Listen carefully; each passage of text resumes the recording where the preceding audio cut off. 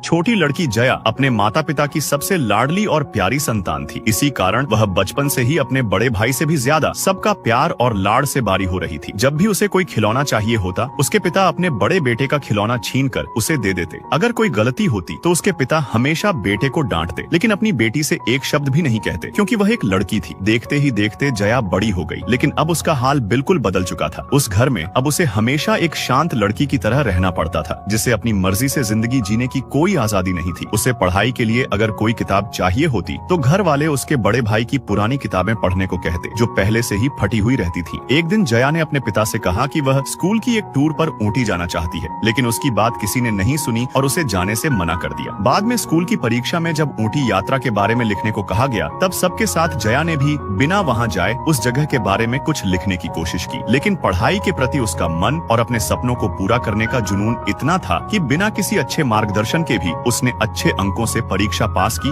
और उसे शहर के एक अच्छे कॉलेज में मुफ्त में दाखिला मिल गया। इसके लिए उसके पिता भी ज्यादा खर्च होने के बावजूद उसके कॉलेज में भर्ती कराने के बारे में सोचने लगे। तभी उसका एक दूर का रिश्तेदार मामा घर आया और जया के कॉलेज की बात सुनते ही उसके पिता से कहने लगा, इतनी पढ़ाई लिखाई करवाकर क्या फायदा होगा, आखिर उसे शादी करके दूसरे घर ही तो जाना है। उसकी बात सुनकर जया दुखी हो गई। वह चुप नहीं रह पाई और बाहर आकर अपने बाबा से बोली, बाबा मुझे उसी कॉलेज में जाना है। उसके पिता गुस्से में बोले, कोई तुमसे पूछ तो नहीं रहा, फैसला हम करेंगे, तुम बस घर जाओ। लेकिन अपनी बेटी का गुस्सा देखकर उसके पिता ने उसे उसी कॉलेज में दाखिला दिलाने का फैसला किया। कुछ दिन बाद जया ने अपनी पढ़ाई पूरी करने के लिए उस कॉलेज में प्रवेश ले लिया और पूरी लगन के साथ पढ़ाई शुरू कर दी। उसी कॉलेज का एक शिक्षक जया को बहुत पसंद करता था। उसे देखकर जया भी मन ही मन उस शिक्षक को चाहने लगी थी। एक दिन शिक्षक ने सीधे उससे कहा कि वह उसे पसंद करता है और जया से जवाब मांगा। जया भी उसके व्यवहार और मासूमियत से प्रभावित होकर उसे हाँ कह देती है, लेकिन जया को अभी भी पता नहीं था कि वह किस मुसीबत में पड़ने जा रही है। कुछ ही दिनों बाद वह शिक्षक अपना असली रंग दिखाने लगा। अगर जया कभी किसी काम में व्यस्त रहती तो वह उस पर शक करता। अगर वह फेसबुक पर प्रोफाइल फोटो लगाती तो वह उस पर चिल्लाता और फोटो हटाने के लिए कहता। एक बार तो जया ने बिना बताए एक स्टाइलिश ड्रेस पहन ली, जिस पर उसने उसके ऊपर हाथ उठा दिया। उसी दौरान जया की नथ उसकी नाक पर लग गई और वहाँ से खून निकलने लगा। अगला पार्ट के लिए नीचे